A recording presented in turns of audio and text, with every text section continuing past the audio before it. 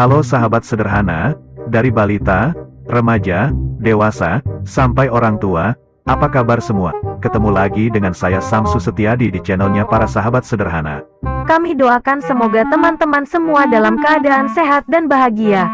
Kali ini kami akan menceritakan kisah petualangan tentang film Ikan Nemo yang sangat menyentuh hati. Perjalanan keluarga kecil Ikan Nemo yang sejak awal penuh kesedihan, tapi dibalut dengan alur cerita yang lucu. Nah, daripada penasaran, yuk langsung kita mulai.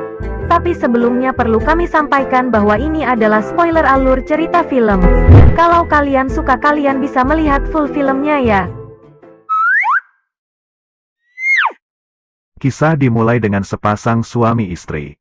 Sepasang ikan maksudnya. Mereka bernama Merlin dan Coral, yang sedang berbahagia menantikan telur-telur bakal calon anak-anak mereka menetas. Mereka tampak sangat bahagia menunggu kehadiran anak-anak mereka sambil mencari-cari nama untuk ratusan telur bakal anak-anak mereka, sambil membayangkan bagaimana mereka akan mendidik dan membesarkan anak-anaknya.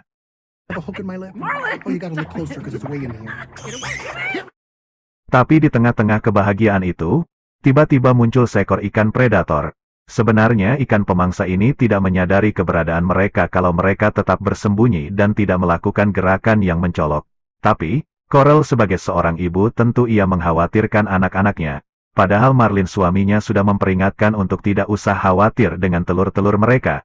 Karena jika mereka semua tidak bergerak maka ikan pemangsa itu tidak akan menyadari keberadaan mereka.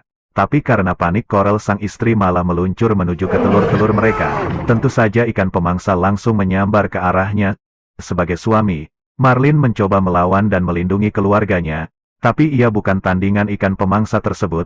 Akhirnya ia pun terpental dan tidak sadarkan diri. Saat tersadar, betapa hancur dan sedih hatinya menerima kenyataan bahwa ia harus kehilangan Coral istrinya bersama dengan ratusan telur-telur cikal bakal anak-anaknya. Namun ternyata masih ada satu telur tersisa, dan inilah yang ia beri nama Nemo, sesuai dengan yang mendiang istrinya suka.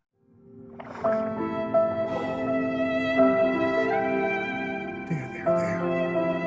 It's okay, Daddy's here. Daddy's got you. A few moments later. Waktu terus berlalu dan Nemo pun tumbuh menjadi anak yang pintar dan pemberani. Hari ini adalah hari pertama Nemo akan masuk sekolah. Meskipun ayahnya ingin Nemo bersekolah saat umur 5 atau 6 tahun, tapi Nemo memaksa. Terkadang Nemo tidak suka jika ayahnya terlalu protektif kepadanya. Karena ia kadang suka diejek teman-temannya karena ayahnya selalu melarang dan menyepelekannya. Padahal itu semua dilakukan ayahnya karena ia sangat menyayanginya dan tidak mau lagi kehilangan orang yang ia cintai. Dia lebih tua darimu. Jadi kau harus menghargai apa yang dia katakan. And then we go out and back in. And then one more time, out and back in. If you want to do it 4 times. All right, come on, boy. Singkat cerita, akhirnya mereka berangkat ke sekolah. Betapa senangnya Nemo kecil bertemu dengan teman-teman baru di sekolahnya. Dan mereka pun saling berkenalan. Apalagi saat Nemo dan teman-temannya diajak berkeliling menikmati pemandangan oleh salah satu guru mereka, yaitu ikan pari.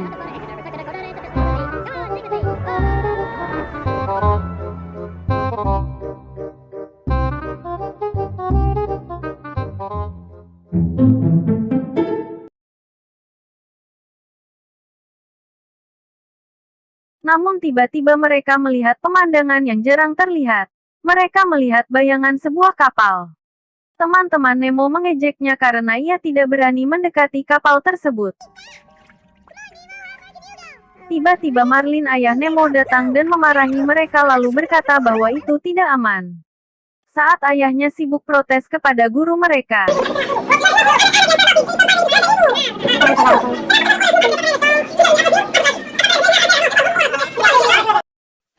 Baca. Nemo yang tidak suka diremehkan pun berenang sangat dekat menuju kapal tersebut.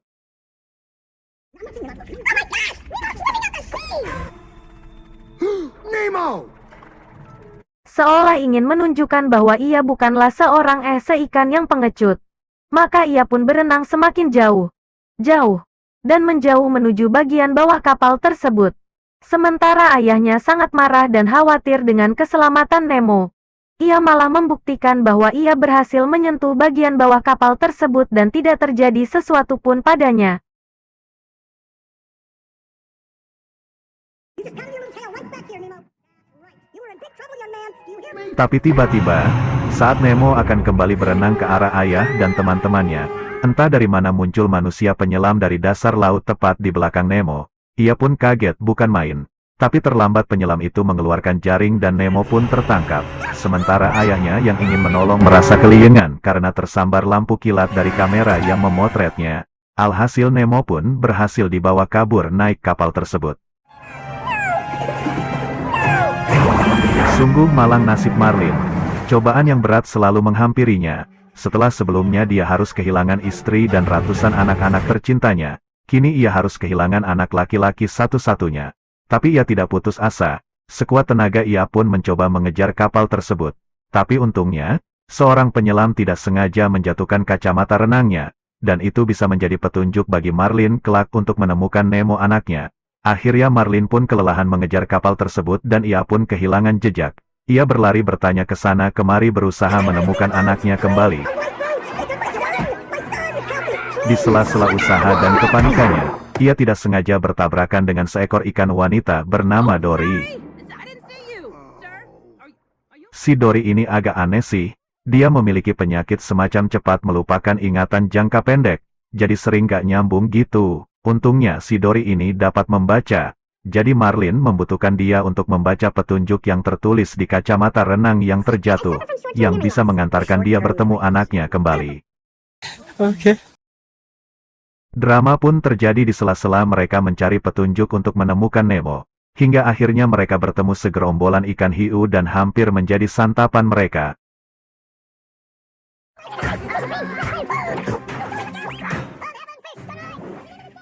Tapi berkat hiu-hiu tersebut di kedalaman laut itu, Marlin menemukan kacamata renang milik penyelam yang terjatuh. Setelah Dory berhasil membaca semua petunjuknya, mereka pun melanjutkan pencarian Nemo.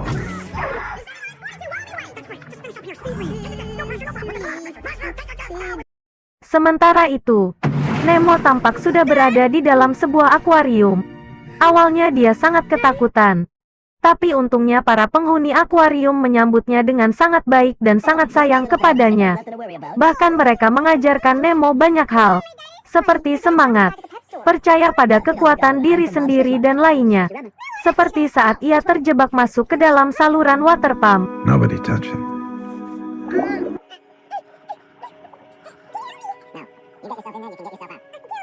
Ia diajarkan bagaimana caranya menghadapi masalah dan berenang keluar dari saluran itu menggunakan kekuatannya sendiri tanpa dibantu orang lain.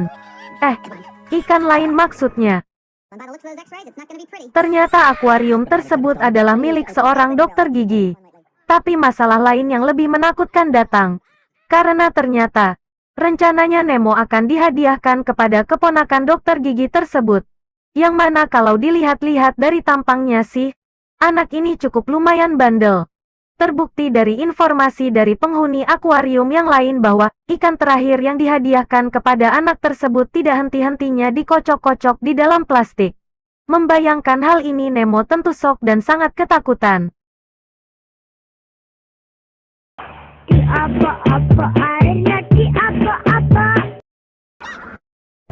Setelah melakukan ritual upacara pemujaan, ritual penerimaan anggota baru ala-ala peradaban kuno Timbuktu, dan melaksanakan ikatan persaudaraan.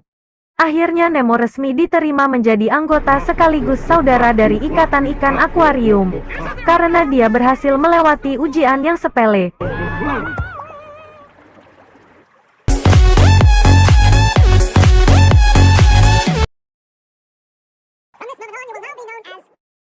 Jadwal kedatangan Darla si gadis kecil yang nakal untuk menjemput Nemo tinggal 5 hari lagi. Maka sebagai solidaritas sesama anggota persekutuan mereka pun merencanakan untuk menolong Nemo kabur dari akuarium tersebut. Walaupun rencananya agak terlihat konyol dan tidak masuk akal tapi Nemo pun mengiyakan. Karena ternyata hanya dia yang berhasil keluar dari saluran pompa tersebut. So, Sharkbait, what do you think? Let's do it.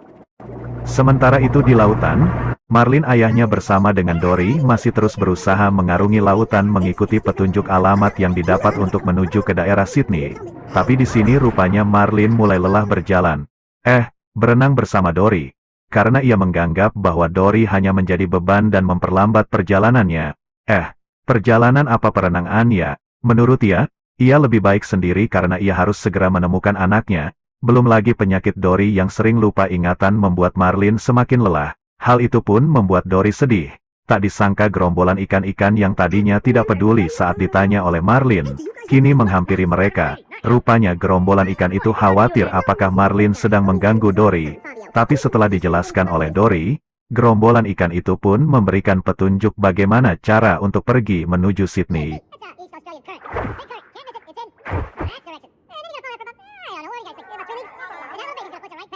Great! That's great! Dan akhirnya mereka pun melanjutkan perjalanan, perenangan maksudnya.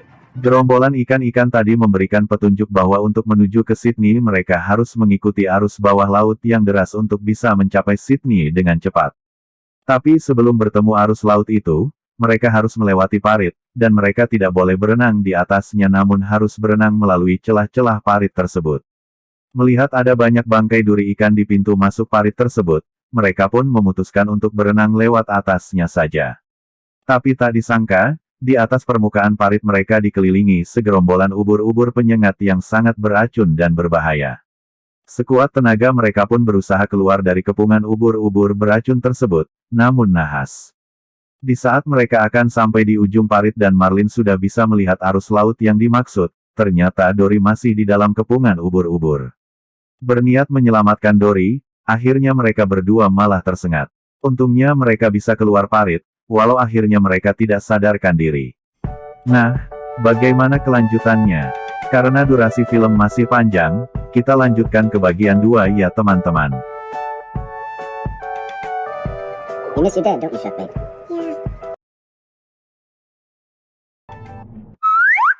Oh iya teman-teman. Sebelum kalian lanjut ke bagian 2. Bagi kalian yang ingin request film untuk dibuatkan alur ceritanya, kalian boleh banget tulis di kolom komentar ya. Mudah-mudahan kami bisa buatkan alur cerita film-film kesukaan kalian.